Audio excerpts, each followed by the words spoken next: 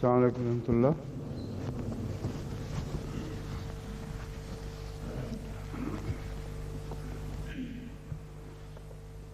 सूरह निसा की अब ये चौथी आयत है जिससे आज الآية الرابعة من سورة النساء.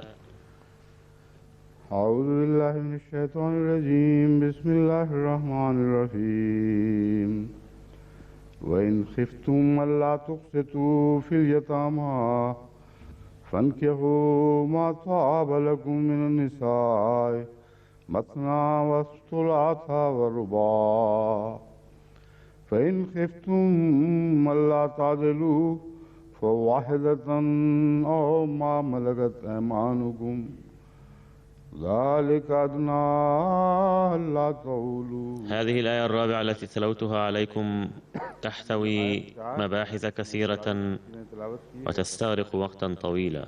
ये आयत बहुत से ऐसे मबाहिस पर मुश्तमिल है जो काफ़ी वक्त लेंगे। इस आयत में एक से ज़ायद शादियां करने का ففي هذه الآية ذكر السماح بتعدد الزوجات مشروطا ببعض الشروط، और उसके साथ कुछ وبما أن العالم الغربي ولا سيما القساوسة المسيحيين शादी करने के इस्लामी इज़्न पर या इजाज़त पर قد هاجموا كثيرا هذا الإذن الإسلامي सबसे ज़्यादा أو السماح، وجعلت هذه الآية عرضة لطعن الآريين المستمر في الهند أيضا. لهذا من الضروري أن نتكلم حول هذا الموضوع بتفصيل أكبر، ومن المحتمل ألا ينتهي هذا المضمون اليوم ولا غدا، لأنه موضوع يقتضي الشرح من كل النواحي. فأنا أعلم شخصيا من خلال حضوري في مجالس الأسئلة والأجوبة أن هذه الآية تطرح حتما سواء أذكرها المعترض أم تناول موضوعها مباشرة، أي ليس من الضروري أن يذكر السائل هذه الآية، لكن موضوعها يثار حتما. وفي بعض المواضع يتبين بجلاء ويثبت أن القساوسة أعدوا بعض السائلين بشكل خاص لطرح هذا السؤال في المجلس، فحين يتبين الموضوع ونوفق لإزالة سوء الفهم كثيرا، لم يلاحظ قط أن الإسلام ظل عرضة للاستخفاف لسبب هذه الآية، بل بفضل الله تعالى قد وضع إكليل الفتح والانتصار على رأس الإسلام وحده. इस्लाम ही के सर पे बांधा जाता है, मगर मैं आपको बता रहा हूँ कि अगर इसका तफसीली इल्म ना हो इस आयत के मज़मून का, एतराज़ात की नौइयत का, उनके जवाब। لكنني أخبركم أنه إذا لم يكن الإنسان محيطا بجميع جوانب هذا الاعتراض والآية وسياقها ومواضيع الآية ونوعية الاعتراضات التي تثار عادة ضدها، فهو يواجه أحيانا مشكلة ويحرج في النقاش، مع أن هذا المضمون يجب أن يثار، بل ينبغي أن نثيره نحن أيضا، لأن هذه الآية تضم براهين على الفتح العظيم للإسلام. فإذا كان أحد يتحرج فليتحرج الآخرون. أما الإسلام فلا مجال له أن يواجه الخجل والحرج بسبب هذا الإذن في هذه الآية. فالآن أعرض عليكم تفسيرها السلس البسيط: وإن خفتم ألا تقسطوا في اليتامى فانكحوا ما طاب لكم من النساء. فتعبير ما طاب لكم بمعناه الحرفي موجود في اللغة الأردية أيضا، أي ما يناسبكم ويلائم طبعكم. فمعنى التعبير العربي أن النساء اللاتي يكن طيبات لكم ويعجبنكم، حيث تشعرون بالندرة والسرور بمجيئهن إلى بيوتكم. लफ्ज़ी तर्जुमा भी बनता है। कोई चीज़ खुश हो, खुश आए का मतलब है मुवाफिक हो, मुनासिब हाल हो, अच्छी लगे और मिजाज के लिहाज से तुम्हारे मिजाज के मुताबिक हो, इन चीज़ों को खुश आना कहते हैं। तो अरबी में माताबा का बिल्कुल यही मतलब है कि औरतों में से जो तुम्हें पाकीज़ा हों, तुम्हारे लिए पसंदीदा हों, मिजाज के मुवाफिक हों, उनके आने से घर में ताजगी पैदा हो, ऐसी औरतों से शादियां करो। मसना व सुलासा व रुबा, 2-2 और 3-3 और 4-4। फ़इन खिफ्तुम का की अब तकरार है। فإن خفتم تكررت هنا، فأولا أذن بسبب الخوف، और खौफ की वजह से इजाज़त لكن هذا الإذن حدد بسبب خوف آخر. فأسلوب الكلام هذا رائع جدا ومدهش، وما لم تفهموه جيدا فلن تدركوا مفهوم هذا الحكم. هذا هو السر الذي تعرض المفسرون الكثيرون والآخرون أيضا للتشويش والحرج نتيجة إهماله، وقالوا إن الإذن محصور في خوفين، والمعنى أنه إذا خفتم كذا فانكحوا مثنى وثلاث ورباع، أما إذا خفتم كذا فاكتفوا अगर بواحدة. ये खौफ हो तो एक ही करो। और वो खौफ क्या है? पहला खौफ और दूसरा खौफ एक ही चीज है, वो मुख्तलिफ जावियों से उस पर नजर डाली गई है। ما هذا الخوف إذن؟ فالخوف الأول والثاني شيء واحد، وإنما ألقي النظر إليه من زاويتين مختلفتين.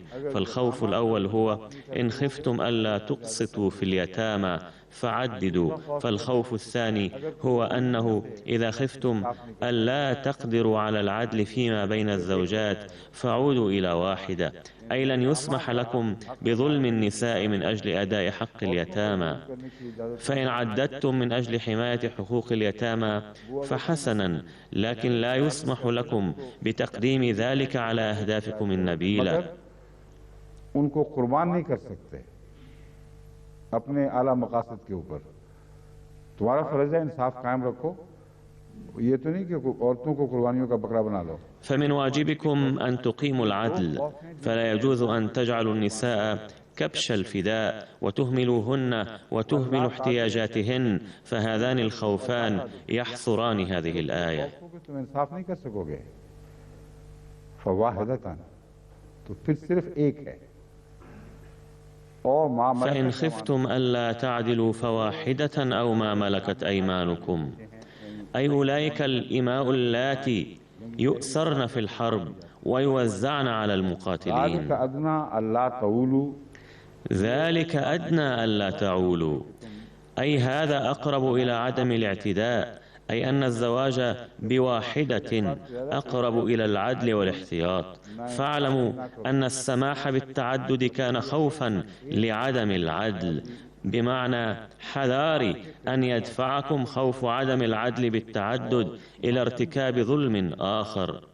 याद रखो, ज्यादा शादियों की इजाजत नाइंसाफी के खौफ से दी गई थी, तो नाइंसाफी का एक खौफ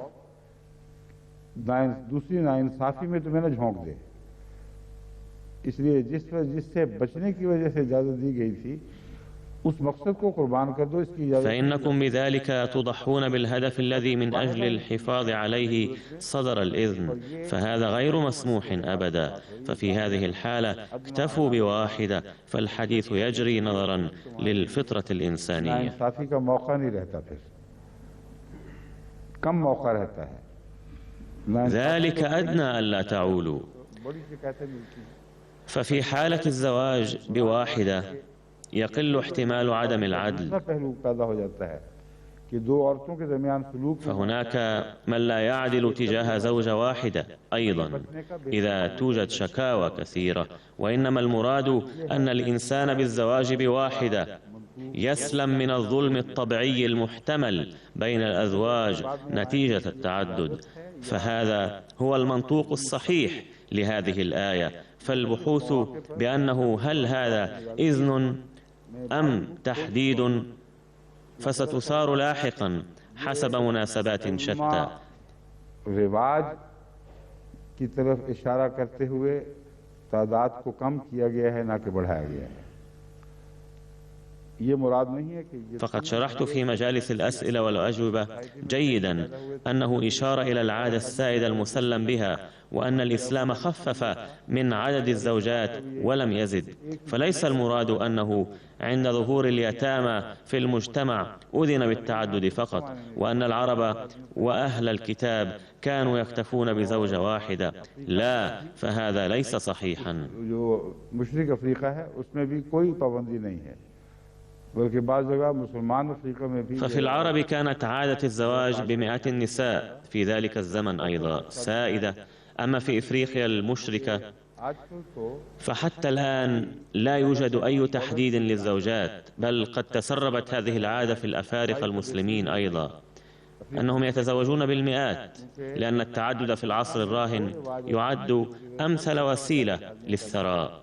لأن في إفريقيا هناك تقليدان يعدان مكسبا للرجال، أولهما أن نساءهن اللواتي يشتغلن في معظم الأعمال، فهن يقطعن العشب في الحقول ويحرثن الأرض ويزرعن ويراعين الزروع ويحصدنها ويلدن الأولاد ويحملنهم على ظهورهن في ثوب معين، ويشتغلن في الحقول ثم يحصدون هذه الزروع ويبيعنها في الأسواق. فهل مثل هذه الزوجة تعد عبئا أم سندا؟ मर्द अक्सर निकम्मे बन जाते हैं इस वजह से कि ये ऐसी बीवियां उनकी खिदमत के लिए मामूर हैं, दौलत भी वही कमा के देती हैं। और विरसा भी इंसान औरत से पाता है, यानी औरत की तरफ से मामू का विरसा पाता है। فالرجال هناك عادة ما يكونون عاطلين من العمل، لا يعملون شيئا، لأن الزوجات يخدمنهم فهن يكسبن لهم الأموال أيضا. والثاني أن الرجل يرث المرأة أيضا، أي يرث الرجل ما يترك خاله. فهذه عادة غريبة لكنها موجودة، وبحسبها إذا مات رجل لا يرثه أولاده بل يرثه أولاد أخته، فهذا ما أتكلم ضمنيا عنه.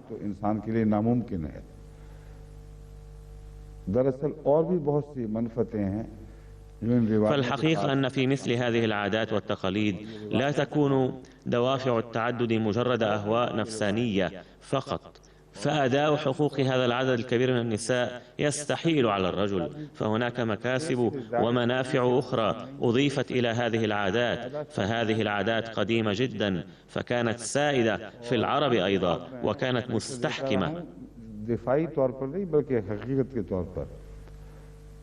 وهذه الآية لا تتضمن الأحكام بالتعدد، وإنما تحديد الزوجات.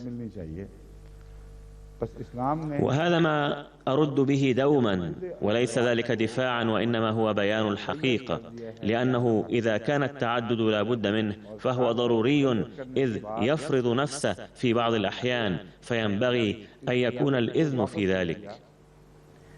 فالإسلام قد حصر عدد الزوجات في 4، وحتى بعد إصدار الإذن قد سحب هذا الإذن في حالة عدم الإنصاف، فكأن العمل به صار محدودا جدا، سواء أتزوج أحد مراعاة للحكمة وراء ذلك أم تزوج إشباعا لأهوائه النفسانية، فهذا بحث مستقل، إلا أنني شرحت لكم الإذن القرآني كما هو. مختلف مفسرين، مختلف مستشرقين، والآن سأتناول أقوال بعض المستشرقين والمعترضين من النصارى والآريين لأسلط الضوء على جوانب أخرى لهذا الموضوع. لكن أولا هناك شرح المفردات من اللغة. القسط العدل والإنصاف، فقد ورد بالقسط بهذا المعنى، كما في وإن حكمت فاحكم بينهم بالقسط.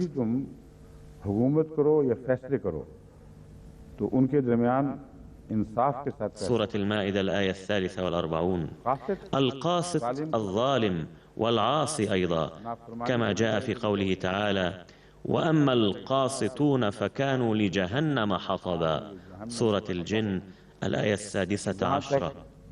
जालिमों और नाफरमानी करने वालों को ताल्लुक है, जहन्नम उनका ईंधन, उनके लिए जलने की जगह बनेगी। हतब तो ईंधन को कहते हैं, क्यों जी? जहन्नम उनका ईंधन होगी, यानी जहन्नम में जलेंगे, मुहारा यही मुराद, इससे इतनी मुराद है। अक्सता فالحطب الوقود، أي أنهم سيكونون وقود الجحيم. أقسط، عدل وأنصف. فهذا أسلوب عربي، أن الكلمة الثلاثية الأصل إذا استخدمت في باب الإفعال انعكس المعنى، فمعنى قسط ظلم كما مر ذكره آنفا، وأن القاسط هو الظالم، لكن معنى الإقساط هو العدل والإنصاف. أقسط فيه أو إليه، أنصف، كما في قوله تعالى وتقسطوا إليهم، سورة الممتحنة الآية 9. अन तसर्रूहुम व तुक़सितू इलैहिम, जैसा कि कुरान करीम ने फरमाया। मुक़सित इसम फ़ाइल के तौर पर इंसाफ। والمقسط هو اسم فاعل أي العادل، كما كان القاسط اسم فاعل من الثلاثي. ففي قسط 3 أحرف هي القاف والسين والطاء، فيقال لها الثلاثي المجرد. فأبواب الثلاثي كثيرة الاستعمال في اللغة العربية.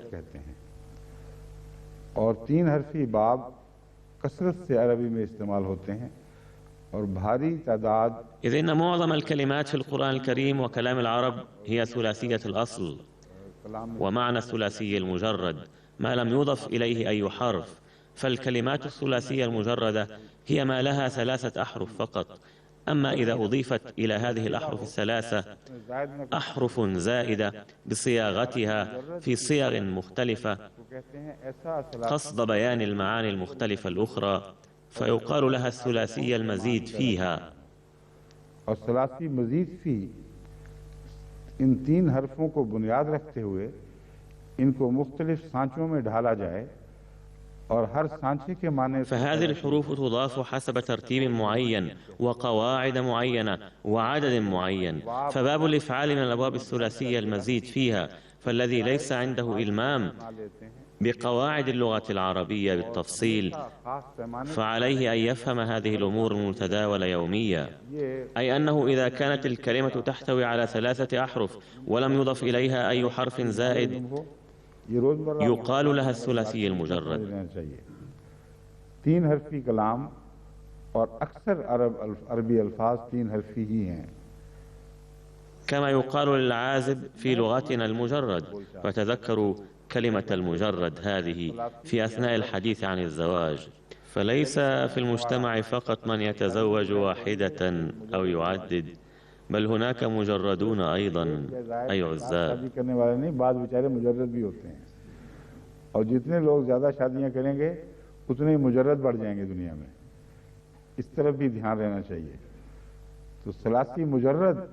فبقدر ما يعمل الناس بالتعدد يكثر عدد العزاب، فيجب أن يكون هذا الجانب أيضا في البال. فالكلمات الثلاثية المجردة كثيرة، لكن بعض الثلاثيات ضمت حروفا أخرى، ومنها باب الإفعال حيث يضاف حرف واحد إلى الثلاثي. فمعنى قسط فلان ظلم، وأقسط يعني عدل. ثم في القرآن الكريم وردت في ذكر الصيام كلمة يطيقون، فهي من أطاق يطيق، فمعنى طاق قدر، فبإضافة الهمزة في البداية صار أطاق الذي يعني لم يقدر، فهو من باب الإفعال. وكذلك أقسط يقسط. ففي هذا الباب أحيانا توجد الأضداد، فيسهل على المترجمين أن يختاروا ما يريدون من المعنى الإيجابي أو السلبي، لكن من واجبهم أن يقيموا دليلا على المعنى الذي يريدون، أي ليس لهم أن يفرضوا في كل مكان معنى عبثيا حسب رغبتهم.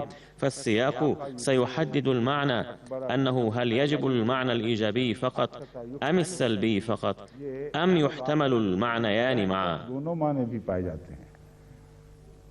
इसमें तर्जुमा करने वालों के लिए हस्ब हाल एक सहूलत पैदा हो जाती है, इम्कान खुल जाता है। चाहो तो मुस्बित तर्जुमा कर लो, चाहो तो मनफी, लेकिन दोनों सूरतों में दलील कायम करना तुम्हारा। ففي سياق الحديث عن الصيام قد وضحت في الخطبة أن كلمة يطيقون تحتمل كلا المعنيين في الوقت نفسه. मौका महल बताएंगे कि यहाँ मनफी माना हो सकता है कि नहीं, और अगर दोनों हो सकते हो तो दोनों की इजाज़त है। चुनांचे रोज़ों के बयान में मैं खुतबे में इस मज़मून पर रोशनी डाल चुका हूँ कि वहाँ युतीका का लफ्ज़ युतीको अताका युतीको का أي الذين لا يقدرون على الصيام، وكذلك الذين يقدرون على الصيام ولم يصوموا فعليهم أن يقدموا الفدية. और वो जिनको रोजे की ताकत है वो फिदिया इसलिए दें कि ताकत थी और नहीं रखा। तो अब इस बात को अच्छी तरह समझ लें कि क़सता भी उन्हीं 83 मुजर्रद में से है जो बाब इफ़ाल। فافهموا الآن جيدا أن فعل قسط أيضا من تلك الثلاثيات التي حين تنتقل إلى باب الإفعال تكتسب معاني ضدية، فيكون المعنى الإنصاف والعدل بدل الظلم. तुम इंसाफ करते हो, ना इंसाफी को उलट. ولذلك قيل ألا تقسطوا في اليتامى، فأقسط أنصف، وتقسطون تنصفون أي لا تظلمون. मुक़सित इसम फ़ाइल है अस्क़ता युस्क़ितु से, जिसका मतलब है इंसाफ पर चलने वाला. والمعنى أنكم إذا خفتم ألا تتمكنوا من العدل مع اليتامى فلكم الإذن في التعدد.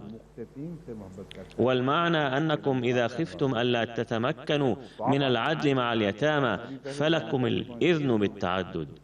المقسط اسم الفاعل من أقسط يقسط، أي المنصف والعادل، فقد ورد في سورتي المائدة والممتحنة إن الله يحب المقسطين أي يحب العادلين. और उर्दू में, और इसके माना खुशी से देना भी है, खुशी भी है. طاب فقد بينت لكم ترجمتها آنفا من سياقات مختلفة، ومنها ما راق لكم حلا لكم، ومنها ما أعطي عن طيب الخاطر والسرور أيضا، كما في طوبى لهم وحسن مآب سورة الرعد الآية 30. فطوبى مشتقة من طابة، فكأن القرآن الكريم استخدم كلمة طوبى لهم بمعنى لهم البشرى. والطعام الطيب يعني ألا يكون حلالا فقط، بل ينبغي أن يعجبكم أيضا ويلائم طبعكم وتكون له رائحة جيدة ويسركم منظره ولونه. فلم يؤمر المؤمنون بتناول الحلال فقط، بل يجب أن يكون ما يأكلون طيبا أيضا، كما ورد كلوا من طيبات ما رزقناكم سورة البقرة الآية 173. जो भी तुम्हारे दिल को खुश आए वो खाया करो. कुलू मिन तय्यबात मा रज़क़नाकुम, खाया करो मिन तय्यबात, यानी मोमिनों के लिए सिर्फ हलाल की तालीम नहीं है बल्कि तय्यबात की तालीम भी है, यानी उनके मयार को बुलंद तर किया गया है. فمعيارهم رفيع حيث ترفع قيمتهم حسب ما يتوقع منهم، فالطيب هو النظيف النقي الملائم المفيد. إذن فمعنى ما طاب لكم من النساء النساء اللاتي يتميزن بهذه المزايا، أي اللاتي بمجيئهن في البيوت يطيب جو البيت ولا يفسد، ويكن ملائمات الطبع لكم، أي ينبغي أن تتزوجوا نساء لا يكن زوجات فقط، بل يجب أن يملأن البيت سعادة وهناء. لهذا فإن جملة طاب لكم مهمة جدا هنا، فليس الإذن عاما مطلقا، لأنه بذلك تضيع الغاية المتوخاة.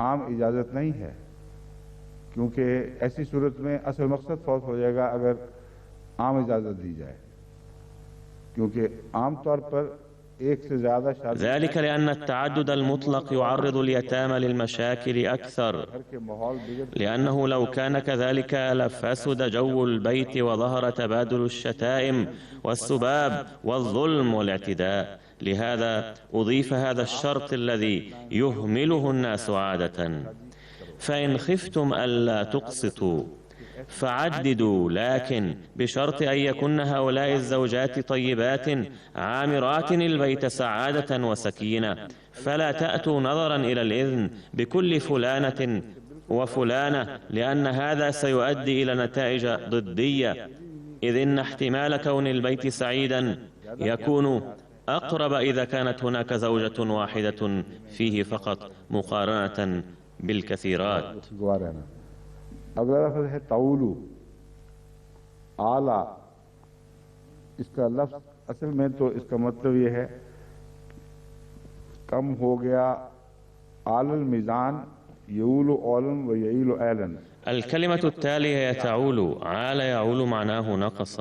عال الميزان يعول عولا ويعيل عيلا نقص وجار. तो आला यऊलू के बाब से याद अरब के अल्फाज فهي من باب عال يعول. عال فلان في الميزان يعني بخس. उस किसी शख्स ने तकड़ी के तोल में आल से काम लिया, आला इसका मतलब खाना, उसने बदयांती की। आलल मीज़ाना औलन ए माला। ومن معانيها خان وعال عولا يعني مال. فهذا ما نستخدمه حرفيا في اللغة الأردية أيضا، أي أمال إحدى كفي الميزان. नहीं मारना वो लफ्ज़ आला से बयान होता है। आला अमरुल कौम इश्तद्दा, किसी कौम عال أمر القوم اشتد، أي استفحل أمر قوم فلان وحلت به المصيبة، تعقدت شؤونه. عالت الناقة ذنبها على فلان عولا وعيالة، أي كثر أفراد عائلته. कोई शख्स आला हो जाए तो इसका मतलब है कसरत अयाल। बस आल अहलो अयाल कहते हैं ना, जो बड़े अयाल वाला है वो।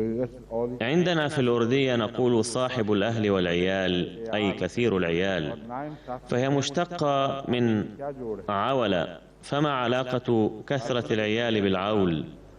और आदमी खुद गरीब हो तो किसी का हक भी अदा नहीं कर सकता। और उसके मतलब فلربما المراد أن الرجل إذا كان أولاده كثرا وكان فقيرا فلا يقدر على أداء حق أحدهم. بهذا المعنى يقول شاعر عربي أيضا: وبه الذئب يعوي كالخليل المعيل،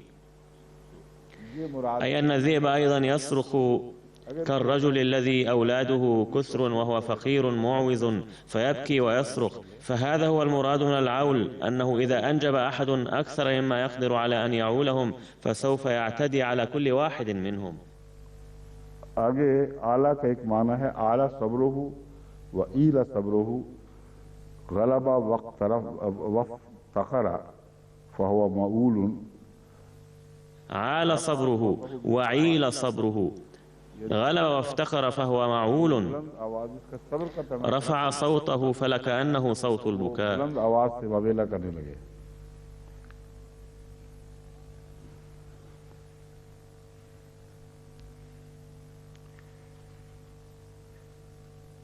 इन सब मानों को पेश नजर रखते हुए वो तर्जुमा ये बनेगा अला अल्लाह तऊलू।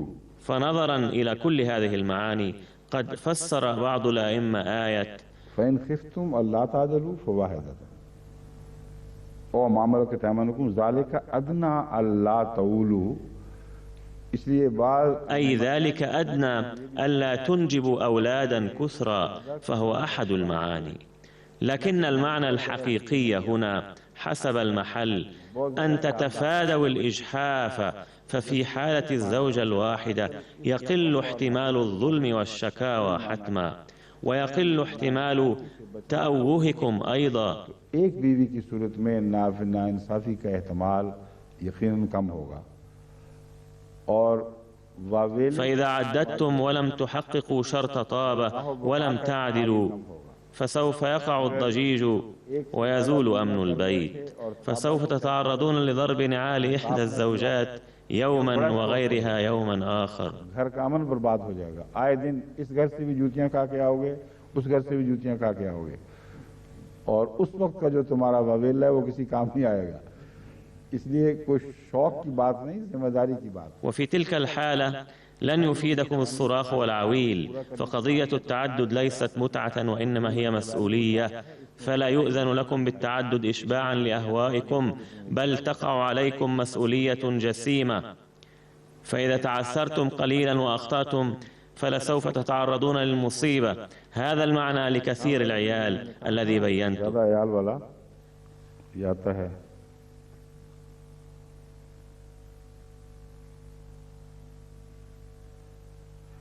हज़रत इमाम शाफी ने ये माने किए हुए हैं أي لن تتمكنوا من الاعتناء بهم هو من الإمام الشافعي، فقد ورد في لسان العرب. चुनाचे लिसानुल अरब ने यह हवाला दिया है, आला अमरुल कौम औलन इश्तद्दा व तफाकमा। عال أمر القوم عولا اشتد وتفاقم. इमाम शाफी का है जो मैंने बयान किया था।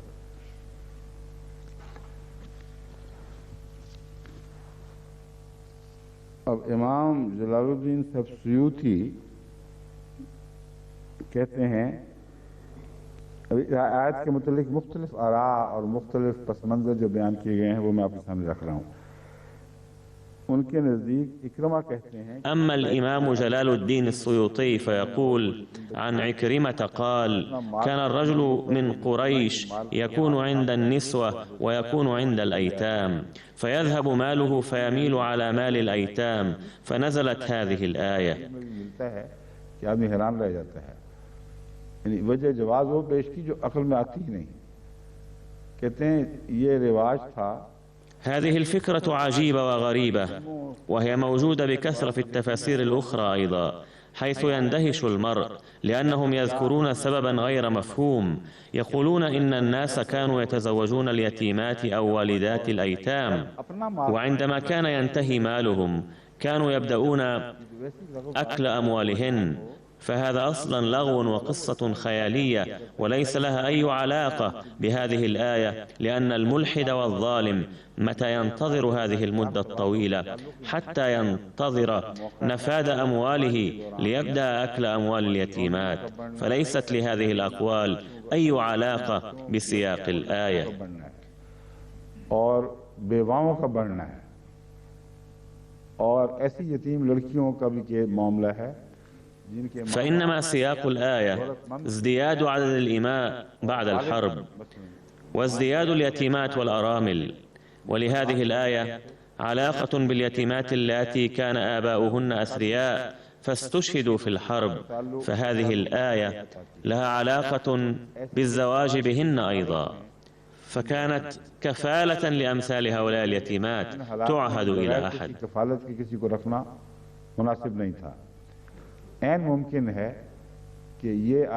لأنه بدون كفالة أحد لم يكن من المناسب أن يبقين بدون كفيل. और उस सूरत में लाजिम था कि उनकी देखभाल के लिए कोई मुकर्रर की जाए अथॉरिटी उनकी निगहदाश्त के लिए, और ये तरीक़ जो है ये अभी भी। فمن المحتمل جدا أن تكون لهذه الآية علاقة فقط بأولئك اليتيمات اللاتي كانت أمهاتهن قد متن سلفا، فبعد استشهاد آبائهن صار من الضروري أن يوكلن إلى مسؤول للاعتناء بهن، وما زالت الحاجة إلى هذا الأمر تلاحظ في هذا العصر أيضا. उन घरों की देखभाल किया करें, कभी पूछ लिया करें कोई ज़रूरत है कि नहीं, और बच्चियों के हालात और सेहत वगैरह के ऊपर, और बच्चों की भी। فقد وجهت نظام الجماعة في ربوة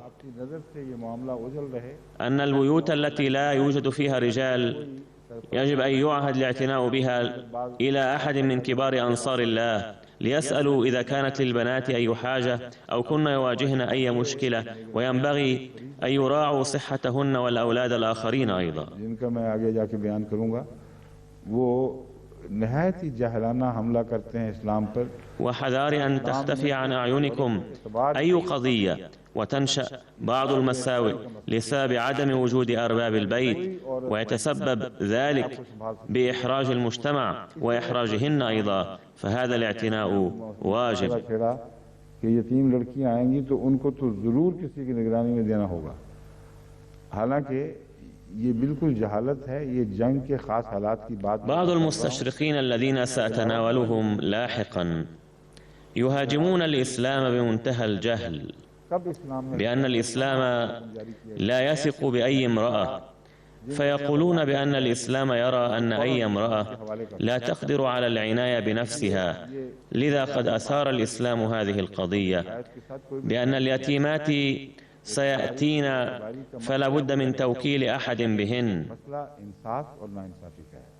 لكن ذلك جهل مطبق، ذلك لأن الأولاد يكونون في غير الحرب أيضا، فبدون الحرب أيضا تصبح بعض البنات يتيمات.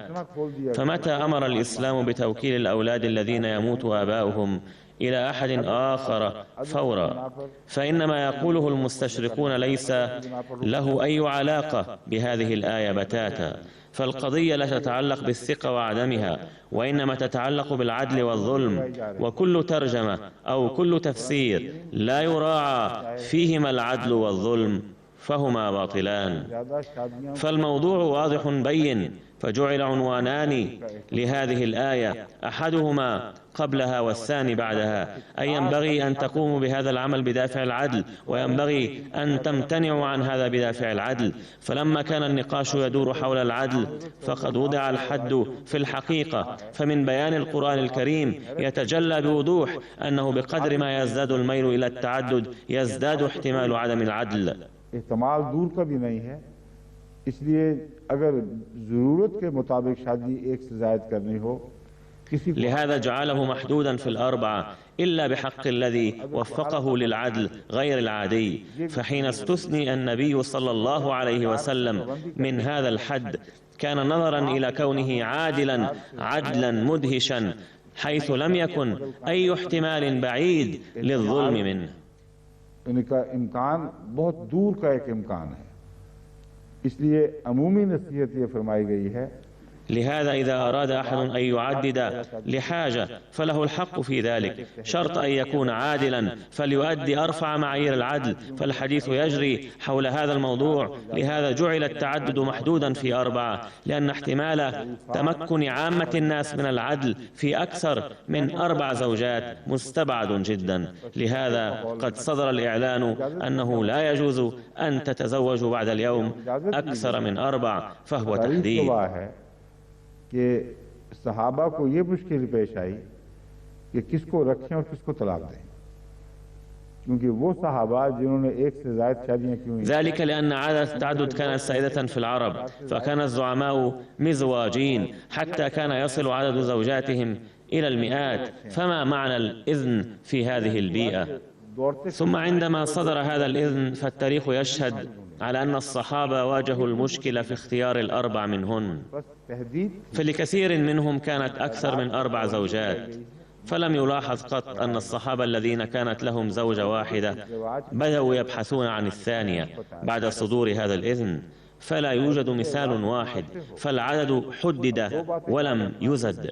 ففي هذه الآية جعل التعدد مشروطا بشرطين، أحدهما أنكم تعددون سلفا، لكن بعد الآن لا يصلح لكم بأكثر من 4 زوجات، والثاني يجب أن تعددوا لحكمة معينة، أي تعددوا نظرا لمصلحة الأمة لا لغرض شخصي. فقد كثرت اليتيمات، فهناك مسألة الاعتناء بهن وتزويجهن وتزويج الأرامل أيضا، لأنه إذا تركن على حالهن ولم يكن في عهدة أحد فستنتشر المساوئ والفواحش.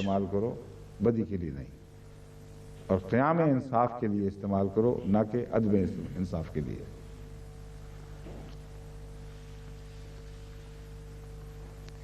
अब मुख्तलिफ जो فإذا كانت هناك فرصة للتعدد فأمثلها من أجل إحراز الحسنات لا للسيئة، ولإقامة العدل لا لعدم العدل.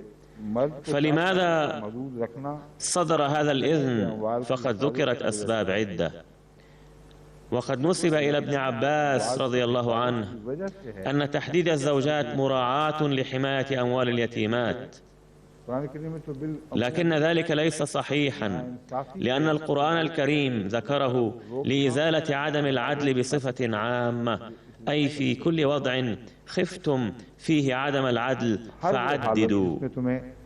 खतरा हो कि तुम नाइंसाफी करोगे, उसमें इजाजत है। और सिर्फ यतीमों से शादी की इजाजत का बहस नहीं है, यतीमों का तो ज़िम्नन उस मुआशरे। ولا يخص الزواج باليتيمات فقط، وإنما ذكر الأيتام ضمنيا في مجتمع خرج من الحرب، ويجعل هذا الأمر وسيلة لإفادتهم، وإلا مبدئيا هناك عنوانان فقط هما العدل والإنصاف. अल्लामा उलूसी ने भी यही दुर मंशूर वाली बात लिखी है।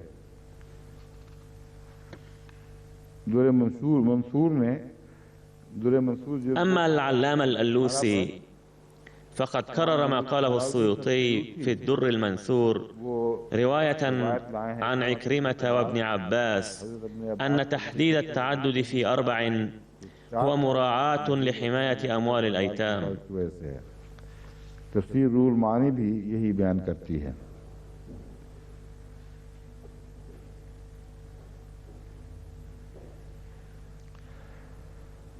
एक रवायत हजरत आयशा सिद्दीक़ा रज़ी अल्लाह ताला अन्हा की बयान हुई है।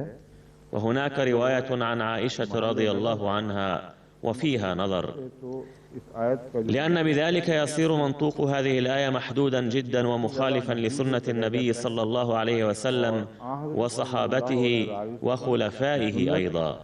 और सहाबा और खुलफा की सुन्नत के बिल्कुल खिलाफ है।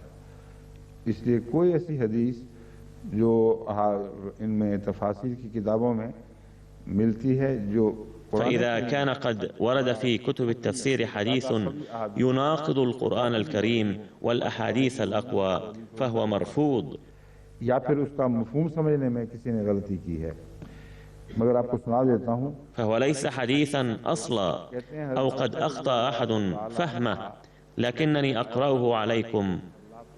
فتقول السيدة عائشة رضي الله عنها في تفسير آية وإن خفتم ألا تقسطوا، إن هذه الآية نزلت في شخص تكون في كفالته يتيمة ذات مال ولا يكون غيرها يدعي ذلك المال، فهذا الشرط نادر جدا، حيث تكون يتيمة غنية وتكون كلالة حيث لا يكون لها أي قريب ولا وارث. إن هذه الآية نزلت بحق مثل هذه اليتيمة، مع أن الموضوع واسع جدا وواضح من القرآن الكريم والأحاديث الأخرى وسنة الصحابة، لدرجة لا يجوز تحديده هنا لهذا الحد.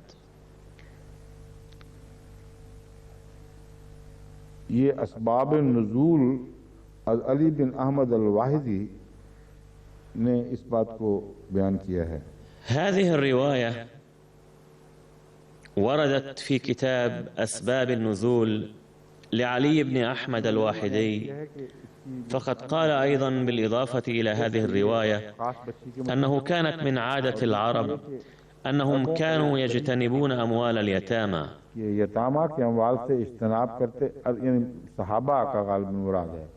أي لعلها تذكر دأب الصحابة أنهم كانوا يجتنبون أموال اليتامى وكانوا يرون الزواج بنساء جائزا ممن يريدون، فكانوا أحيانا يعدلون فيما بينهن وأحيانا لا يعدلون.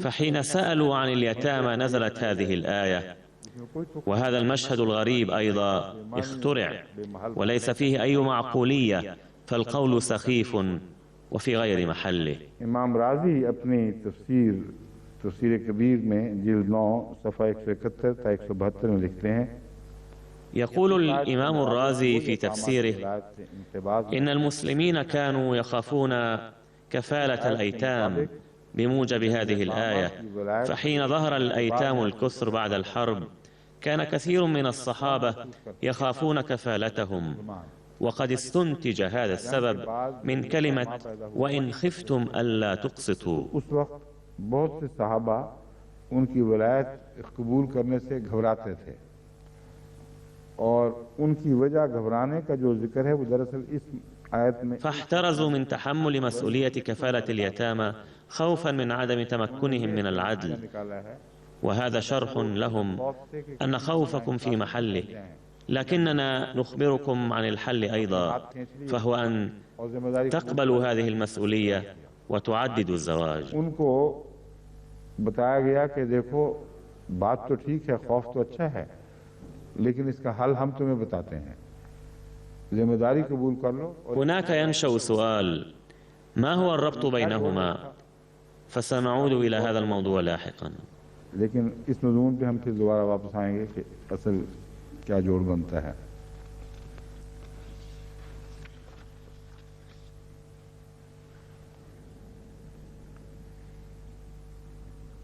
इमाम राजी कहते हैं ये मतलब बनेगा फिर कि बस जो औरतें तुम्हारे लिए जायज़ हैं उनसे निकाह कर लो और मुहर्रम। يقول الإمام الرازي إنكم تخافون عدم العدل مع اليتامى وانتشار الفواحش في المجتمع بسببكم، لأنه في هذه الحالة يمكن أن تقوموا بالانحراف الجنسي، لذا عليكم أن تتزوجوا لعصمتكم بأكثر من واحدة.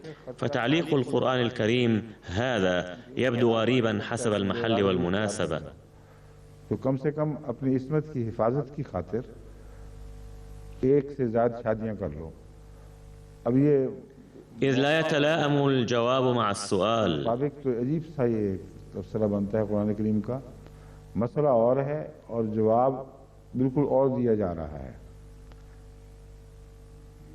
असहाब ज़ाहिर कहते हैं कि निकाह वाजिब है और वो इसी आयत فقال إن أصحاب الظاهر يقولون استنباطا من هذه الآية بأن النكاح واجب، حيث ورد فانكحوا ما طاب لكم. أريد أن أوضح هنا أني أعرض عليكم بعض الأمور الإضافية عن تفسير هذه الآية. أما موقفي الواضح المبني على التوجيه المعين للقرآن الكريم والأحاديث فقد بينته لكم، والآن أطرح عليكم استنتاجات المفسرين من بعض الروايات، فبينوا النكات الكثيرة. فأصحاب الظاهر استنبطوا من آية فانكحوا ما طاب لكم من النساء نفسها أن النكاح واجب، ويستدلون على ذلك من صيغة الأمر فانكحوا الواضح. शाफी के नजदीक निकाह इन आयात के बायस हरगिज वाजिब नहीं। أما الإمام الشافعي فلا يرى وجوب النكاح من هذه الآية أبدا، بمعنى أن من لم يتزوج فلن يموت عاصيا. فهذا الموقف أيضا استنبط من هذه الآية نفسها، لأنه يقول إن صيغة فانكحوا أمر. ولكن التساؤل الذي ينشأ هنا لماذا أضيفت إليها الفاء، إذ من المعلوم أن الفاء تأتي لربط ما سبق، وهو أنكم إذا خفتم التعدي فيجب عليكم أن، فالفاء هنا تفيد جواب الشرط وليس الحكم عاما. अगर तुम नाइंसाफी से डरते हो तो फिर फर्ज हुआ, इसलिए फे ने बता दिया कि अमूमी फर्ज यहाँ है ही नहीं, अमूमी गुफ्तगू है ही नहीं। एक मसला उठाया, उसका हल बयान किया गया। मसला ये उठाया कि अगर तुम नाइंसाफी से डरते हो। فقد أثيرت قضية وذكر حلها، وتلك القضية أنه إذا كنتم تخافون عدم العدل في اليتامى فعددوا، إذا أردتم تخصيصه فبهذا المعنى. أما بالنسبة إلى تعميمه فيمكن أيضا اعتبار هذه الآية تحتوي على حكم عام غير مقيد بذكر اليتامى، لكن الاستنباط بأن كلمة انكحوا حكم عام، لذا يجب على كل واحد دينيا أن يتزوج، وأنه إن لم يتزوج فلسوف يعد عاصيا، لأن للزواج دوافع كثيرة ولوازم لا يقدر على تحقيقها كل إنسان. शादी करना फरीज़ा है मजहबी, ना करेगा तो इस पहलू से वो नाफरमान ठहरेगा, नाफरमानी की हालत में मरेगा। क्योंकि शादी के लिए एक से जायद बहुत से ऐसे मुहर्रिकात भी होते हैं और लवाजमात भी होते हैं जो हर इंसान के अपने बस में नहीं। एक आदमी है बेचारा, वो गरीब है, एक आदमी जिस्मानी तौर पर ऐसा है कि उससे कोई शादी के लिए तैयार नहीं होता, मिजाज के लिहाज से। فهناك في المجتمع فقير ومسكين وآخر يكون حاد الطبع مثلا، فلا أحد يريد أن يزوجه ابنته لئلا تتعذب، فالقول بأنه حكم عام غير صحيح. बात की थी कि इसकी शादी को नहीं कराते, तो जवाब मिला कि ये काम ही नहीं करता। فقبل أيام وفي أثناء المشي جاء ذكر أحد في الحديث، فقلت لماذا لا تساعدونه على الزواج؟ فقيل لي إنه لا يعمل، فمن يزوجه ابنته؟ فهل سيموت أمثال هؤلاء عصاة بموجب هذا الاستنباط المذكور آنفا والعياذ بالله؟ هذا المسكين لا خيار له، إذ من واجب الإنسان أن يبحث عن العمل فقط ويسعى لذلك، لكنه إذا لم يعثر عليه فما ذنبه؟ هناك أمور ودوافع كثيرة تؤثر في الزواج وعدمه، فليس الحكم ما ذهب إليه أصحاب الظاهر. وهناك استنباط رائع للإمام الشافعي حيث استنبط من آية ومن لم يستطع منكم طولا إلى آخر الآية ذلك لمن خشي العنت، سورة النساء الآية 26. فقال إن القرآن الكريم يوضح هنا بجلاء أنه يجب أن يكون قادرا على الزواج، وإن لم يكن قادرا فليصبر وليستغفر ويعصم نفسه. فرغم وجود مثل هذه الآية كيف تستنبطون أن القرآن الكريم يوجب الزواج على كل مسلم أو مسلمة؟ रूहुल मानी में लिखा है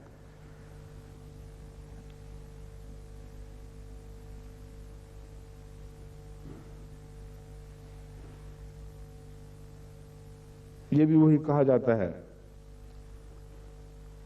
है कि मर्द 4, 5, 6 और فقد ورد في تفسير روح المعاني أيضا أن الرجال كانوا يتزوجون كثيرا، وكانوا يقولون فيما بينهم إذا كان فلان تزوج كذا من الزوجات فما الذي يمنعني؟ ثم عندما كان مالهم ينتهي يبدأون إنفاق أموال الأيتام الذين يكفلونهم. فهذه القصة الخيالية غير مفهومة، أنهم كانوا يتزوجون ب8 نساء أو 10 نساء، وفي الوقت نفسه يكفلون اليتامى أيضا ويحفظون أموالهم، وعند نفاد أموالهم الشخصية كانوا يأكلون أموال اليتامى. فهذه قصة خيالية وليست لها أي علاقة بالواقع. فقد نهى الله أولياء اليتامى أن يتجاوزوا 4 حتى لا يحتاجوا إلى مال اليتامى. أما إذا احتاج زوج 4 زوجات فماذا يفعل؟ ثم بقدر ما يزداد الأولاد يظهر الخطر على أموال اليتامى، فالقضية لا تتوقف عند 4 بل يكون المضمون ضديا. فالهدف هو حماية أموال اليتامى، لكنه قال أكثر العيال لتضطروا لأكل أموال اليتامى. पता नहीं कहां-कहां लोगों के दिमाग जाते हैं, मगर खूब सोचा है लोगों ने भी। अंदाजा करें कि कोई कोना खतरा छोड़ा नहीं जहां तफसीर के तलाश में ना निकल खड़े हों। لا أعرف كيف يفكر هؤلاء، لكنهم أجالوا النظر كثيرا ولم يتركوا أي زاوية، لأنهم يهمهم بيان بعض النكات الجديدة في التفسير، فيتجولون للبحث عن نكات تفسيرية جديدة ليسجلوها في تفسيرهم.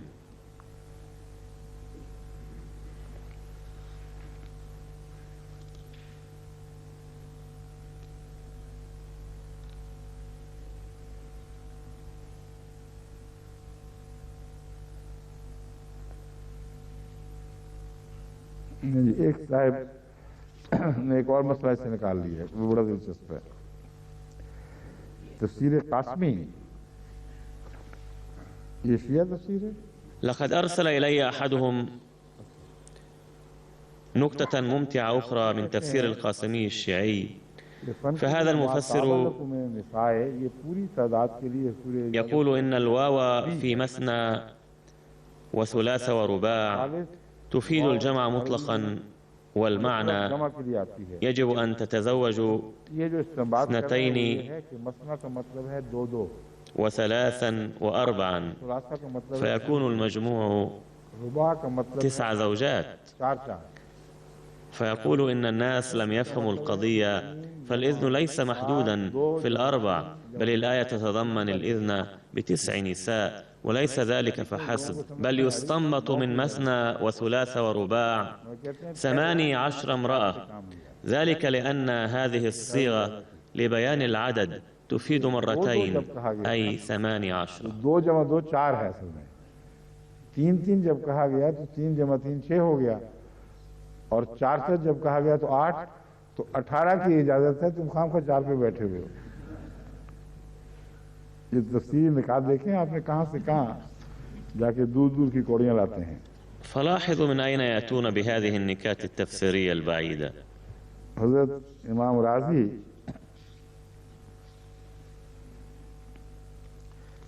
तफसीली बहस जो फरमाते हैं, उसकी आखिर पर हजरत आयशा की रवायत है कि हज़रत सल्लल्लाहु अलैहि वसल्लम ने फरमाया, أما الإمام الرازي فقد أدرج رواية السيدة عائشة رضي الله عنها حيث قالت: ذلك أدنى ألا تعولوا، يعني ألا تجوروا.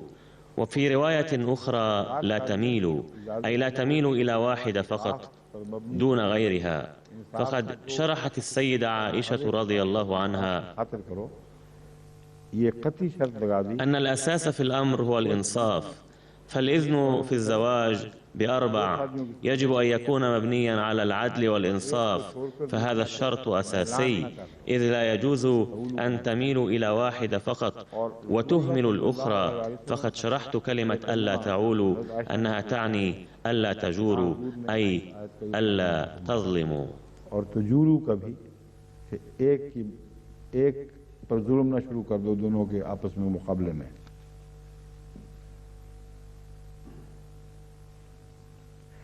और इमाम राजी एक साहिब कशाफ का हवाला भी देते हैं, नहीं इमाम राजी देते हैं साहिब कशाफ का, या उनकी बात खत्म होगी, मैं देखता हूँ 1 मिनट, ये अलग शुरू की है। हाँ ठीक है, उन्होंने कोट किया मा ज़कर हो साहिब कशाफ है वो, ठीक है। इमाम राजी ही साहिब कशाफ का हवाला दे के लिखते हैं: وقد ذكر الإمام الرازي صاحب الكشاف أيضا، حيث قال صاحب الكشاف بأنه حين يكثر أفراد العائلة فاحتمال الظلم والجور يزداد، ذلك لأن في هذه الأوضاع يصعب التمسك بالتقوى لكسب الطيب والحلال.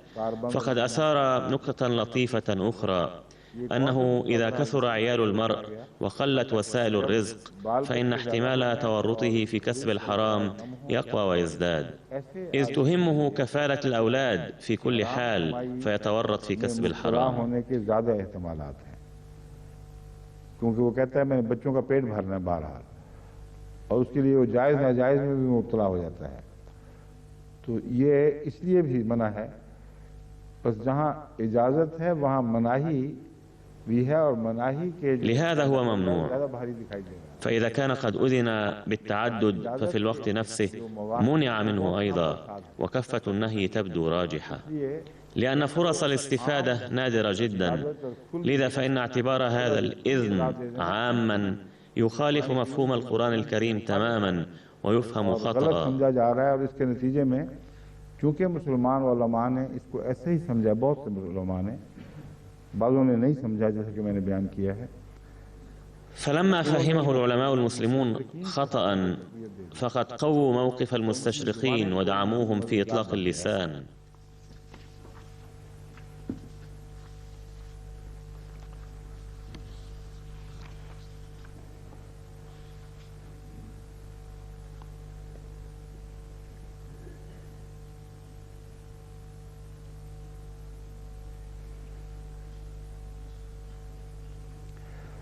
एक और मुफस्सिर तफसीर रूहुल मानी किसकी है? ये هناك مفسر آخر هو صاحب تفسير روح المعاني، वही बात की है जो وقد أعاد ما قاله صاحب تفسير القاسمي: إن الإذن بالزواج ب9 نساء بل ب18 امرأة.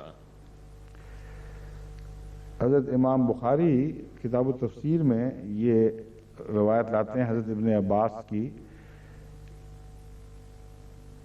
لقد أورد الإمام البخاري رواية ابن عباس رضي الله عنه في كتاب التفسير، حيث ورد فيها أن العرب لم يكونوا يتجاوزون رباعا، أي لم يكونوا يستخدمون هذه الصيغة لأكثر من رباع، ولعله يقول لا يستخدم خماس مثلا. ويبدو أن هذا استنباط الإمام البخاري نفسه، أن الأمر يتوقف عند 4 ولا توجد الصيغة لبيان مفهوم 5 5. ये 2-2 का मुहावरा जो है ये रुबा पे जाके ठहर जाता है और 5 के ऊपर इस्तेमाल नहीं होता,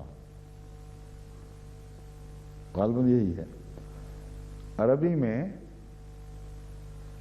मसना व सुलासा व रुबा तक तो मुहावरा मिलता है 2-2, 3-3, 4-4 और 5 के وحسب ما فكرت به لم أجد فعلا هذا الاستخدام، فماذا يستنبط؟ فهل هذا يدعم موقف تفسير القاسمي أنه لا يوجد أكثر من هذا؟ لهذا يمكنكم أن تضربوا هذه الأعداد واجمعوا فيما بينها، لأنه بعد رباع لا توجد صيغة على هذا الوزن في العربية. والله أعلم. इससे अब क्या इस्तेमाल होगा? इससे क्या वो कास्मी तफसीर कास्मी वाला इस्तेमाल होगा कि क्योंकि नहीं था ऊपर इसलिए इसी से फायदा उठा दो जितना उठाना है। ज़रबे देते रहो अंदर अंदर, आगे तो बात नहीं मिलनी। 5वें तक का तो मुहावरा ही नहीं है अरब में। आगे सुनिए अल्लामा इब्न कसीर, वो कतई तौर पर वो तफसीर कास्मी वगैरह। والملاحظ ماذا يقول ابن كثير، فهو يعارض قطعا تفسير القاسمي وروح المعاني، فيقول لا يجوز أبدا أكثر من 4، فليس هناك الإذن بأكثر من 4. अगर 4 से ज़ायद बीवियों का जमा करना जायज़ होता तो ज़रूर उसका जिक्र होता। वो कहते हैं हज़रत इमाम शाफी ने फरमाया कि रसूल अकरम सल्लल्लाहु अलैहि वसल्लम فلو كان السماح بأكثر من 4 زوجات لصرح به حتما. يقول إن الإمام الشافعي قال بأنه لم يؤذن لغير النبي صلى الله عليه وسلم بأكثر من 4 زوجات، واقتبس من كلام فقيه آخر أن النبي صلى الله عليه وسلم استثني لأسباب قد ذكرها الشافعي رحمه الله واتفق عليها جمهور العلماء. فجمهور العلماء يتفقون على أن أي مسلم لا يسمح له بأكثر من 4 زوجات في وقت واحد. रसूल सल्लम की वो जो सुन्नत है वो आप तक खास है। कहते हैं सिवाय एक शिया ग्रोह के जो ये बयान करता है أما النبي صلى الله عليه وسلم فسنته تخصه وحده صلى الله عليه وسلم، إلا أن هناك فرقة شيعية تقول بجواز جمع 9 زوجات، وبعضهم قالوا لا يوجد تحديد، وهو ربما استنبط من أن هذه الصيغة لبيان العدد لا تستخدم لأكثر من 4 رباع، فزعم كيف كان سيسمح بأكثر من ذلك. فالمراد أن تتزوجوا كم تريدون، 18 امرأة. लाजिम समझते हैं कि 4 से 9 तक बीवियां जमा करना दुरुस्त है, और ये जमहूर उलमा के नज़दीक हज़रत रसूल अकरम सल्लल्लाहु अलैहि वसल्लम से। وبعضهم يعتبرون جمع حتى 9 زوجات واجبا، وهو عند جمهور العلماء يخص النبي صلى الله عليه وسلم ولا يجوز لأحد أفراد الأمة. فسوف نشرح المسألة من الأحاديث التي تفيد التحديد في 4. فحين أسلم غيلان بن سلمى الثقفي كانت له 10 زوجات، فأمره النبي صلى الله عليه وسلم باختيار 4 منهن وتطليق البقية. فمن هنا تبين بجلاء أن عادة التعدد كانت سائدة لدى الصحابة من قبل، فقد وجدنا رواية 10 زوجات لكنهن كن أكثر من ذلك أيضا. فعادة التعدد كانت سائدة بين المشركين العرب، فكان السؤال من التي تختار وأي منهن ستترك. तफसीर रूहुल मानी में लिखा है قال بعضهم إن فيها، وقد ورد في روح المعاني وقال بعضهم إن فيها إشارة أيضا إلى استحباب الزيادة على الواحدة لمن لم يخف عدم العدل، لأنه سبحانه قدم الأمر بالزيادة وربط أمر الواحدة بخوف عدم العدل. ये जो कहते हैं इमाम रूहुल मानी वाले कि बाद ने कहा है कि इसमें इशारा इस तरह भी है कि एक से ज़्यादा शादियाँ मुस्तहब हैं उस शख्स के लिए जो अदम अदल से खाइफ नहीं। فهذا الذي قيل عن استحباب الزيادة ليس صحيحا، وذلك لأنه أحيانا يسمح بشيء ثم يقيد بشروط صعبة جدا حيث لا يقدر على التمتع بالإذن إلا القليل جدا. ने कहा है कि ला तउलू की तफसीर ये है कि ना ज़्यादा हों तुम्हारी औलादें, यानी हद से ज़्यादा। أما ما قاله الإمام الشافعي بأن تفسير ألا تعولوا لا تكثر من الأولاد أي لا تكبر العائلة فهو صواب من حيث قواعد اللغة العربية، والمعنى أنه يؤذن لكم بالزواج ب4 بشرط أن تنهضوا عاقدين العزم على إقامة الإنصاف والعدل وتوقنوا بأنكم ستتمكنون من الإنصاف. ये इस मजमून पर भी रोशनी डालता है। वो इस तरह कि तुम्हें एक से जायद की इजाज़त तब है और वो भी सिर्फ 4 तक, उससे बढ़कर नहीं। وإن لم تحققوا هذا الشرط فاكتفوا ب1، وليس المراد من عدم العدل ألا تعطوا الزوجات على سواء، وإنما المراد حسب تفسير النبي صلى الله عليه وسلم ألا تميلوا إلى إحداهن كثيرا وتهملوا الأخرى ولا تلتفتوا إليها البتة. तुम बीवियों को बराबर दो, बल्कि नाइंसाफी से मुराद रसूलुल्लाह सल्लल्लाहु अलैहि वसल्लम के तर्जमे के पेश नज़र ये है कि किसी की तरफ ज़्यादा मैलान कर जाओ, किसी की तरफ कम मैलान करो, किसी को अदम तवज्जो का निशाना बना लो और किसी की तरफ बहुत ज़्यादा झुक जाओ। और दूसरा लफ्जी माना के लिहाज से इमाम शाफी की तफसीर ويكون التفسير الحرفي ثانيا في ضوء تفسير الشافعي मुराद है कि इतने बच्चे पैदा कर लो أن تنجبوا أولادا كثيرين ولا تتمكنوا من الاعتناء بهم. إذن إن لم تقدروا على تأدية حقوق أكثر من واحدة والاعتناء بأولادهن فليس لكم إذن पालने की بالتعدد. इजाज़त नहीं है। इस वसी तर तर्जमे की रूह से दुनिया की अक्सर आबादी एक से ज़्यादा शादी की इजाज़त से मुस्तस्ना हो जाती है। وفي ضوء هذه الترجمة الواسعة वो लोग जो تكون أغلبية سكان العالم مستثناة من التعدد، أما الأثرياء فلا يخافون عدم الاعتناء بعدد أكبر من الأولاد من الزوجات لسبب الفقر والمشاكل الاقتصادية. सबके हकूक़ अदा करते हैं। لكن من الملاحظ في أكثر الحالات أن هؤلاء هم الذين يصدر عنهم الإجحاف وعدم العدل، فقد لاحظنا في مناسبات زواج الأثرياء إلا نادرا أنهم يطلقون الأولى ويغصبون حقوقها باستمرار. और ज़्यादातर नाइंसाफियाँ ऐसे दौलतमंदों से ज़हूर में आती हैं। فلا يكون هدفهم من الزواج إقامة العدل، إنما يكون هدفهم عدم العدل واتباع الأهواء. खास खौफ रखने वाले का, वरना अक्सर रूसा जो शादियां करते हैं वो पहलियों को छोड़ते चले जाते हैं और उनके हकूक तलफ करते चले जाते हैं और उनकी शादियों की गर्ज़ व गायत क़याम इंसाफ नहीं बल्कि नाइंसाफ़ी है और हिर्स व हवा है। ऐसे लोग पहली आयत के पहले मजमून के ताबे मजाज ही नहीं है कि वो शादी करें एक से ज़ायद। कहाँ भी आया तो बीच में छुप गई है। मिल गई? हाँ ठीक है, अच्छा नहीं ख्याल है माशाअल्लाह। वइन ख़िफ़्तुम अल्लाह तुक़सितू की शर्त। فهؤلاء لا يستحقون في ضوء الجزء الأول من الآية الأولى أن يتزوجوا بأكثر من واحدة، وهو وإن خفتم ألا تقسطوا، أي إذا خفتم عدم العدل فتزوجوا ب1.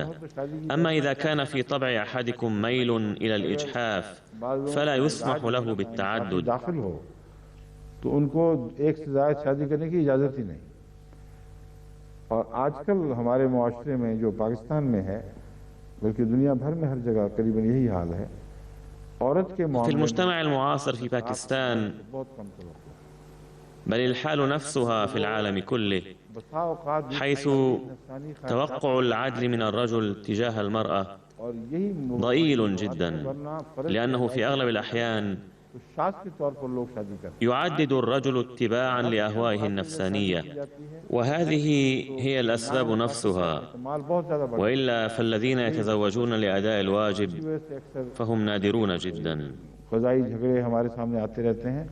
अव्वल तो ये कि बहुत शाज़ हैं जो एक से ज़ायद शादी करते हैं, कम से कम अहमदियों में तो बहुत शाज़ के तौर पर मिसाल सामने आती है, और उनमें से भी बाज़ ऐसे हैं जो अल्लाह ताला के फजल से बड़े तक़वा के साथ ज़िंदगी बसर करते हैं, यहाँ तक कि वो दो बीवियाँ। وعندما يتزوجون من أجل أهواء النفس يزداد احتمال عدم العدل، ولذلك تظهر غالبية الخصومات القضائية. فأولا نادرا ما يعدد الناس، ثم بعض هؤلاء المعددين بفضل الله يتحلون بالتقوى، حتى إن الزوجات عشن كالأخوات، فأنا لا أتكلم عنهم. وعندي أمثلة معينة حيث زوجتان لشخص واحد تضحي إحداهما بنفسها من أجل الأخرى وتكون فداء لأولادها وتدعو لهم. هذه الأمثلة أيضا موجودة لكنها نادرة. الملاحظ أن أكثرهم لا يحققون هذه الشروط، فتحدث الخصومات. وفي بعض الشعوب والمناطق تسود عادة نسيان الزوجة الأولى فور الزواج بالثانية، وهذا لا يجوز قطعا. فعزو مساوئ هذه الزيجات إلى الإسلام ليس من حق أحد في العالم. إذا أردتم الهجوم على الإسلام فهاجموا داخل الحدود التي حددها، فلا مجال لأحد أن يهاجم، فالتعليم رائع ومحفوظ لدرجة لا يقدر أي معتد على الهجوم عليه. मुस्तहब का तो मजमून बनता ही कोई नहीं, यहाँ से शर्तें इतनी कड़ी लगाई हों तो मुस्तहब कैसे हो जाएगा। فوصف التعدد بالمستحب من مخترعات العلماء، فمضمون الاستحباب لا يصح هنا. فمع هذه الشروط القاسية كيف يمكن أن يعتبر مستحبا؟ فلذلك ورد في البحر المحيط قول الشافعي: لا يكثر عيالكم. वरना फकीर ही ना बन जाओ। अगर तुम्हें खतरा हो कि तुम फकीर बन जाओगे। أي ينبغي أن تكونوا قادرين اقتصاديا، وإلا فلسوف تفتقرون. فإذا خشيتم أن تفتقروا أي لن تتمكنوا من إنجاز المسؤوليات فلا يسمح لكم البتة بالتعدد. और तफसीर बहर मुहीत में है, अदना ज़ालिक अदना के बहस में आया है। ورد في تفسير البحر المحيط: ذلك أدنى أي أقرب، ألا تعولوا أي لا تميلوا عن الحق. أي في هذه الحالة من الأقرب إلى القياس أن تتزوجوا بواحدة، فذلك أقرب إلى أن تقوموا على الحق ولا تجحفوا في حق أحد فهو مستحب. وقد اتضح معنى الاستحباب، فإذا قيل إن اكتفاءكم بزوجة واحدة أقرب إلى أن تتمسكوا بالعدل وتؤدوا مقتضيات الحق وتبتعدوا عن التعدي، فكيف يصح القول بأن من المستحب أن تعددوا؟ और नाइंसाफी से परहेज करो, जुल्म से परहेज करो, ये ज़्यादा करीन क़यास है। ये कहकर ये कैसे कहा जा सकता है कि मगर मुस्तहब यही है कि तुम एक से ज़्यादा करो। मुस्तहब वही है जिसके साथ तक़वा के तकाज़े ज़्यादा। فالمستحب ما ربطت به مقتضيات التقوى بوضوح أكبر. فإن التعدد مستحب للذين لا يرضون بإهمال أي جانب من التقوى في أي حال، مهما تزوجوا واحدة أو مثنى أو ثلاثا أو رباعا. وعدد أمثال هؤلاء محدود جدا.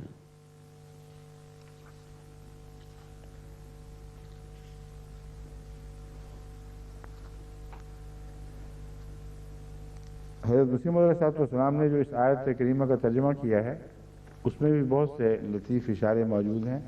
आगे जब मैं तफसीर हज़रत मसीह मौऊद अलैहिस्सलाम की पेश करूँगा तो वो निकात और भी ज़्यादा खुल जाएंगे, लेकिन ये नीचे रखा गया था। ففي ترجمة المسيح الموعود عليه السلام لهذه الآية أيضا تكمن إشارات لطيفة كثيرة، وعندما سأتناول تفسيره عليه السلام ستتبين تلك الإشارات أكثر، إذ قال حضرته عليه السلام: وإن خفتم ألا تقسطوا، أي إذا كان هناك فرصة فلا بأس في أن تتزوجوا بفتيات يتيمات هن في كفالتكم، ولكن إذا خفتم من عدم العدل في حقهن لأنهن لا أولياء لهن فتزوجوا بنساء ذوات آباء وأقارب يحترمنكم وتخشونهم. माँ बाप और अकारिब वाली औरतें करो जो तुम्हारी मुअद्दिब रहें और उनका तुम्हें खौफ रहे। ये है असल मफ़हूम जो इस तर्जुमे से खूब खुल जाता है कि ऐसे हालात में यतीम बच्चियों से शादी करना नाजायज़ तो नहीं है। ये तो नहीं कि वो बेचारियाँ अकेली फेंक दी जाएं इस खौफ से। فهذا هو المفهوم الحقيقي لهذه الآية، يتبين من هذه الترجمة، أي في مثل هذه الأوضاع ليس من الحرام الزواج بيتيمات، فلا يجوز أن ينبذن مهملات خشية عدم العدل بحقهن، إلا أنه عليكم أن تفحصوا أنفسكم، وإذا وجدتم مزاجكم يدفعكم إلى أن تعتدوا عليهن لأنه لا أولياء لهن، وحرضكم على أن تفعلوا بهن ما يحلو لكم، وخصوصا الاعتداء بخصوص أكل الأموال، لأن تجربة النساء في الأمور الاقتصادية وحماية الأموال أقل بكثير من تجربة الرجال في كثير من البلاد، فيتعرضن للتعدي فلا تفعلوا. لكنهن في بعض البلاد مدركات، كما في بعض البلاد الإفريقية التي تتولى فيها النساء الأمور الاقتصادية، حيث إنهن من يتخذن القرار. لكنني أتكلم عموما عن أن النساء أقل فهما وإدراكا من الرجال في الأمور المالية، فالنساء اللاتي يتزوجن رجالا يشرفون على أموالهن فهن لا يدركن كيف يتصرف الأزواج ويأكلون أموالهن، فعادة آباء مثل هؤلاء النسوة يعتنون بأموالهن، وهذا ما هو سائد حتى في هذا العصر الراهن وفي إنجلترا أيضا. لقد ظهر خلاف في المعاملة المالية، فعرف أن الرجل الذي كانت تختلف معه زوجته كان حموه يتدخل في الحساب، فقلت: ما علاقة ذلك المسكين؟ وأي حاجة مست حماه؟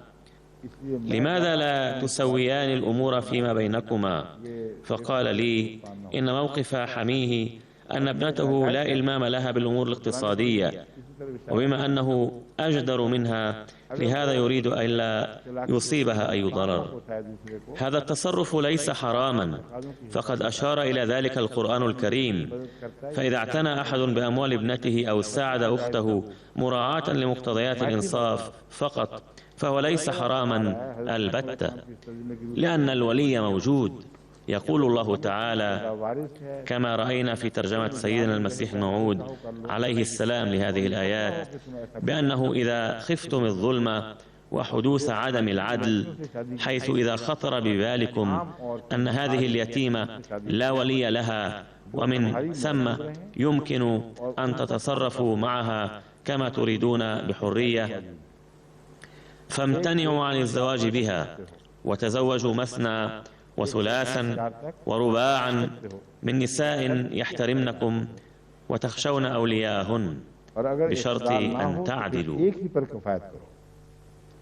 وإن لم تعدلوا فواحدة حتى لو مستكم الحاجة.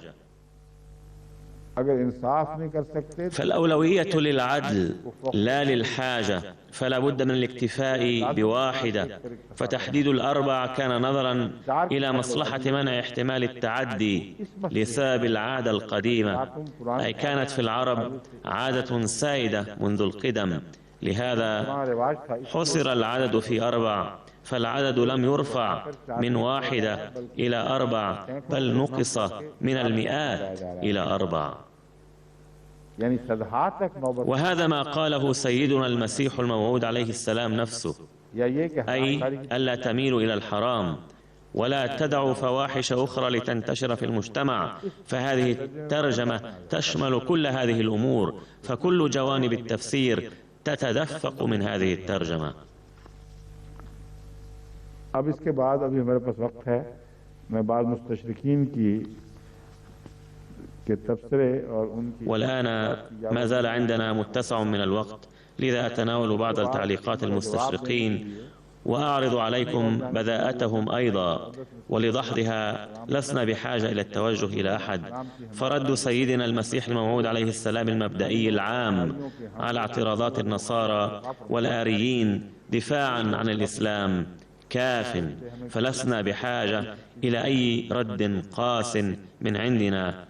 يقول مونتغومري وات: companion to the Quran based on Arbery's translation. The point is presumably that if each Muslim marries several wives, no girl orphans need be left in the inferior polyandrous condition. अब ये polyandrous का जो निकाला इसने, ये हैरतअंगेज बात है. استنباطه اصطلاح المرأة المتعددة الأزواج من هذه الآيات مدهش جدا، فليس هناك أي إشارة إلى تعدد المرأة للأزواج. فهذا المستشرق متعصب وحاقد جدا، وهو كبير المستشرقين المعاصرين الذين يهاجمون الإسلام بمنتهى الدهاء والاحتيال.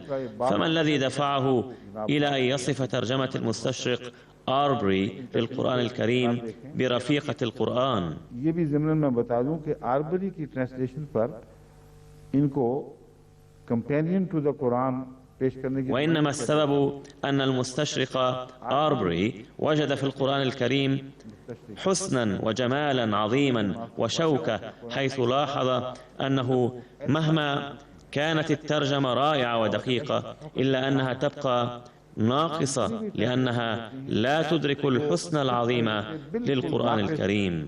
और कोता दस्त हैं, वो पहुंच ही नहीं सकती कुरान करीम के हुस्न के बयान को। और वजह उनके नज़दीक ये है कि अक्सर लोग अरबी टेक्स्ट के करीब रहना। والسبب في رأيه أن معظم المترجمين يفضلون التقيد بالنص حرفيا، سواء اتضحت المعاني والمطالب أم لم تتضح، وذلك يعيق الترجمة. والأمر الثاني في رأيي، وهو صواب حيث لا مفر منه، أن رونق الكلام وبهاءه يتوقفان على اللغة والتعبير اللغوي، حيث لا تتحمل تعابير اللغة الأخرى في أحيان كثيرة أن تنقل المضمون بالدقة والروعة نفسيهما مع التقيد بالنص الحرفي، فلا بد من التضحية ببعض الأجزاء. इसलिए किसी हिस्से को कुर्बान करना पड़ता है।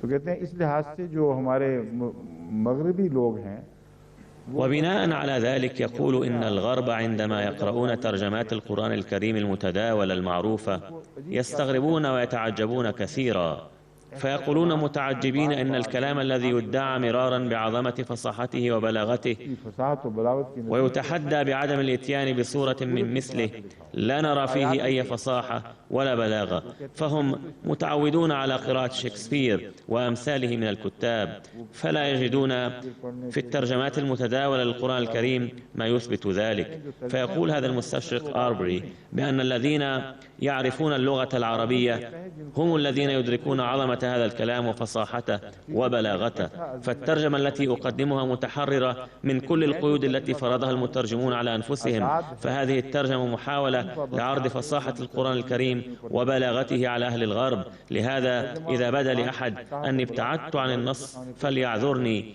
إلا أنني لم أضيع المعنى، فسأسعى لئلا يضيع المضمون ويطلع القارئ على رونق الكلام وبهجته. मजमून को कुर्बान मैंने नहीं किया, मैं कोशिश करूंगा कि मजमून कुर्बान ना हो और उसके बावजूद शौकत कुरान, शौकत कलाम कुरान तर्जुमे में दाखिल हो जाए। فعلى هذا المبدأ قدم هذه الترجمة. وعندما كنت طالبا هنا في بريطانيا في تلك الأيام صدرت ترجمة آربري هذه أول مرة، وتعرفت إليه أول مرة وفي قلبي له احترام كبير. لقد كان هذا الإنجليزي المنصف الذي اتخذ موقف الصداقة بعيدا عن الظلم ولم يترك العدل من معارف شودري ظفر الله خان رضي الله عنه شخصيا وكان يحترمه جدا، فقد أهدى نسخة من هذه الترجمة إلى شودري المحترم الذي بدوره أهداها لي لطفا منه، وقال لي: إذا كنت تريد أن تعرف ما هي الترجمة فاقرأ هذه الترجمة وسترى إلى أي مدى نجح في محاولته، وكيف تظهر فصاحة القرآن الكريم وبلاغته فيها فعلا باللغة الإنجليزية. هذا ما سوف تجده بعد القراءة. किस हद तक कामयाब है वाकयातन कि फसाहत और बलागत कुरान की कुछ अंग्रेजी में भी झलकने लगे।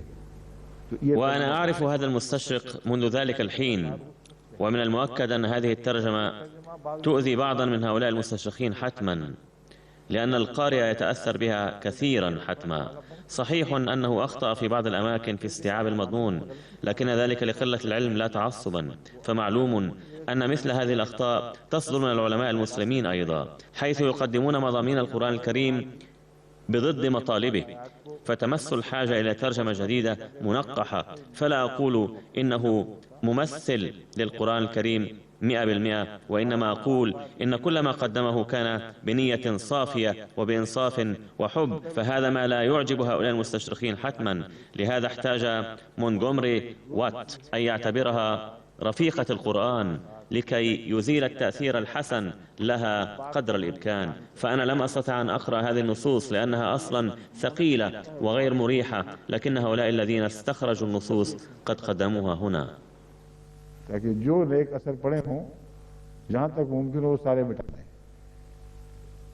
मैं ये तो नहीं पढ़ सका, आज तक मुझे मौका नहीं मिला, क्योंकि इस किस्म की जो तहरीरें हैं वैसे ही तबीयत पे बहुत बोझ पड़ती हैं, बोझ डालती हैं, मगर ये इक़्तिबास निकालने वालों ने मुझे निकाल के भेजा है।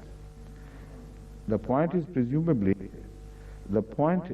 presumably that if each Muslim marries several wives, no girl orphans need be left in the inferior polyandrous condition. فما هي مناسبة هذا الموضوع؟ متى كانت تسود في المجتمع الإسلامي أو العربي والعياذ بالله عادة تزوج النساء بأكثر من رجل، حتى اضطر الإسلام إلى تقديم هذا الحل، فما علاقة تعدد الزوجات بهذا المضمون؟ فتعدد الزوجات شيء وتعدد الأزواج شيء آخر تماما. فكلمة polygamy الإنجليزية تعني أن تكون للمرء عدة زوجات، أما كلمة polyandry فتعني أن يكون للمرأة عدة أزواج. فهذا المستشرق يقول إن الإسلام قد سمح للرجال المسلمين بتعدد الزوجات إنقاذا لليتيمات من عادة تعدد الأزواج السيئة. तो कहता है inferior polyandrous condition से यतीम बच्चियों को निकालने के लिए इस्लाम ने ये तरकीब पेश की है। It is to be noted that this verse, on which permission for a Muslim to have 4 wives is based, does not restrict a previous unlimited polyandry.